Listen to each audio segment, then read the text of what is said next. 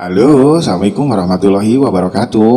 Ketemu lagi Lur di channel tercinta Balai Pembelajar. Di postingan kali ini, gue pengen sedikit membahas tentang satu mitos yang konon dari mulut ke mulut ini adalah kejadian nyata di zaman dahulu. Apalagi kalau bukan mitos yang terkenal, yaitu mitos kutukan Nyi Ronggeng dan ritual ngalap berkahnya. Tersebut seorang dewi yang bernama Nyi Ratna Herang dahulu merupakan seorang penari ronggeng yang sangat terkenal di era tahun 1920-an. Kemolekan wajah dan keindahan bentuk tubuhnya konon memang termasyur ke segala penjuru. Namun sayangnya ada sebuah tragedi yang cukup mengenaskan yang akhirnya membuat sang penari ronggeng tersebut merenggut nyawanya. Jasad sang penari tersebut dihanyutkan ke sungai yang pada akhirnya, tapi ketika ditemukan jasad penari ini lalu dikubur di sisi sungai Cigede.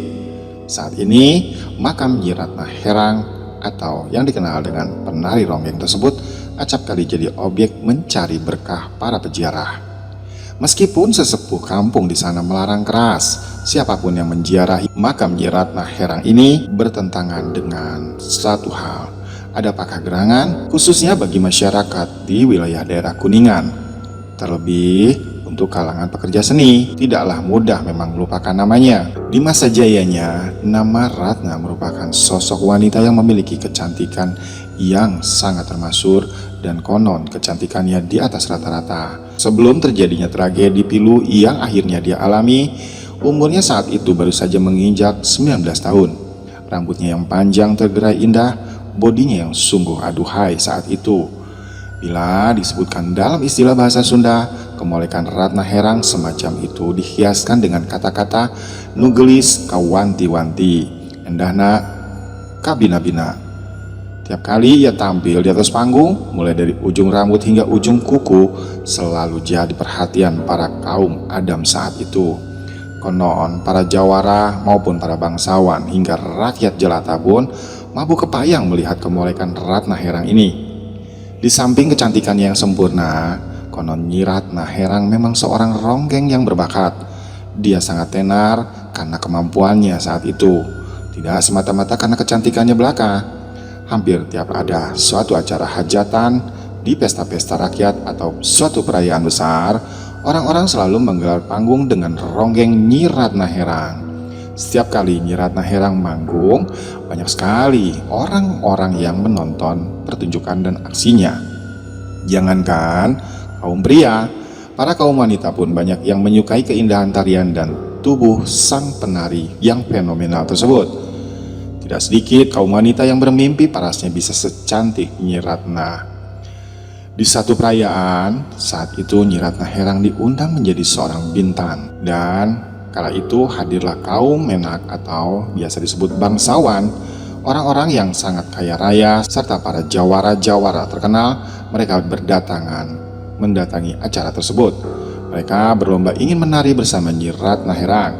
Bukan cuma itu saja, gak sedikit pula yang ingin mempersuntingnya menjadikannya istri. Akan tetapi ada pantangan dari mucikari yang membesarkan namanya, bahwa Nyi Ratna Herang terikat perjanjian untuk tidak menjadi seorang istri sebelum satu hajatnya tercapai. Untuk itulah keinginan mempersunting Nyi Ratna Herang tinggal impian belaka. Dan di sisi lain, predikat kaum ronggeng yang negatif saat itu sudah terlanjur melekat. Sebab selain memiliki suara yang merdu, tubuh yang sempurna, dan tariannya yang bagus, para ronggeng ketika itu bisa diajak kencan. Dan tak jarang siap bermain di ranjang dengan siapa saja yang bersedia membayarnya dengan harga yang tinggi. Seperti itulah image negatif yang juga menimpa Nyi Ratna Herang saat itu. Maka tidak mengherankan setiap ada pesta yang menghadirkan Nyi Ratna Herang sebagai ronggengnya, pasti selalu terjadi keributan. Sebab utamanya tiada lain karena penonton berlomba-lomba untuk bisa menari atau memboking si penari, yaitu Nyi Ratna Herang.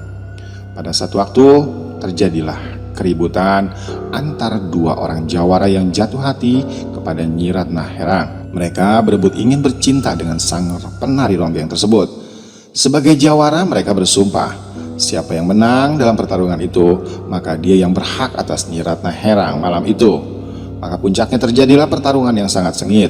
Namun tidak ada seorang pun dari mereka yang keluar sebagai pemenang, sebab keduanya ternyata sama kuat.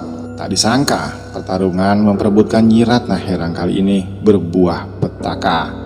Tubuh Nyi Ratna terluka parah, dan luka itu membuatnya meninggal dunia di tempat kejadian saat itu.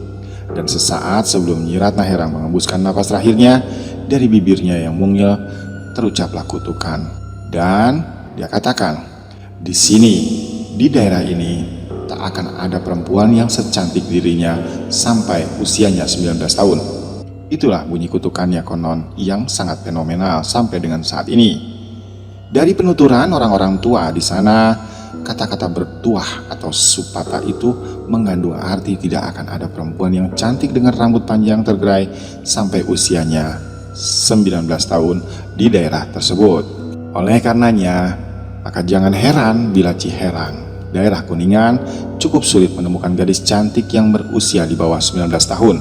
Kebanyakan dari mereka rata-rata diungsikan oleh orang tuanya ke rumah saudaranya di luar Ciherang. Karena nanti setelah usia mereka lewat 19 tahun, maka mereka baru kembali ke Ciherang. Konon hal ini sangat dipercaya sampai saat ini menjelang usia 19 tahun yang meninggal dunia di daerah tersebut. Para gadis ini meninggal dengan berbagai cara, mulai dari yang aneh, juga ada yang menderita sakit terlebih dahulu, baru akhirnya kemudian meninggal dunia.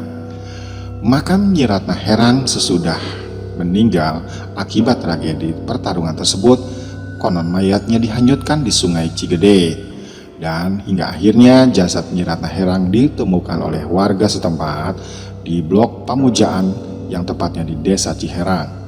Jasad yang sudah rusak tersebut konon mengeluarkan bau yang tak sedap, dan akhirnya dimakamkan secara normal di pinggir sungai, tidak jauh dari tempat ditemukannya mayatnya tersebut. Berita penemuan mayat Nyi Ratna Herang saat itu cukup menggegerkan masyarakat sekitar sungai. Maklumlah, karena Nyi Ratna merupakan seorang ronggeng yang sangat tersohor saat itu. Di lain pihak, tidak tahu siapa yang telah memulainya. Semenjak saat itu, makamnya sering diziarahi oleh orang-orang yang simpati kepadanya, terlebih dari kalangan seniman. Malahan lambat laun, akhirnya tidak sedikit para peziarah yang meminta sesuatu dari makam Nyi Ratna Herang ini, mulai dari para pemilik grup kesenian, ronggeng, serta para seniman-seniman, antri menziarahi makamnya dan memohon agar dirinya bisa sesukses Nyi Herang saat itu. Sedangkan para ronggeng yang berziarah umumnya memohon agar dirinya bisa tenar dan secantik seperti Nyi Ratna Herang. Sementara para orang tua biasanya datang memohon berkah agar keturunannya bila wanita dilimpahi kecantikan seperti Nyi Ratna Herang. Seringnya makam itu dijadikan tempat meminta. Akhirnya lokasi tersebut di sekitar kuburan Nyi Ratna Herang menjadi tempat yang wingit dan angker. Hanya orang-orang tertentu saja yang konon berani mendekati makam Nyi Ratna Herang. Menurut beberapa pengakuan warga sekitar, di sekitar makam Nyi Ratna Herang kerap muncul kembang karang, yang tak lain adalah sosok anak kecil yang berkelebat bolak-balik di sekitar makam. Namun bila orang yang melihat dan mengejarnya sosok tersebut, konon sang bocah kecil ini menghilang begitu saja. Nah, dulur-dulur semuanya, demikianlah kisah Nyi Ronggeng Nyi Ratna Herang yang fenomenal di daerah Ciherang tersebut, yang ceritanya hingga saat ini sangat melegenda. Semoga postingan kali ini bisa bermanfaat dan menjadi tambahan wawasan bagi kita semua ya lur. Terima kasih telah menonton. Sampai berjumpa kembali di postingan berikutnya. Assalamualaikum warahmatullahi wabarakatuh.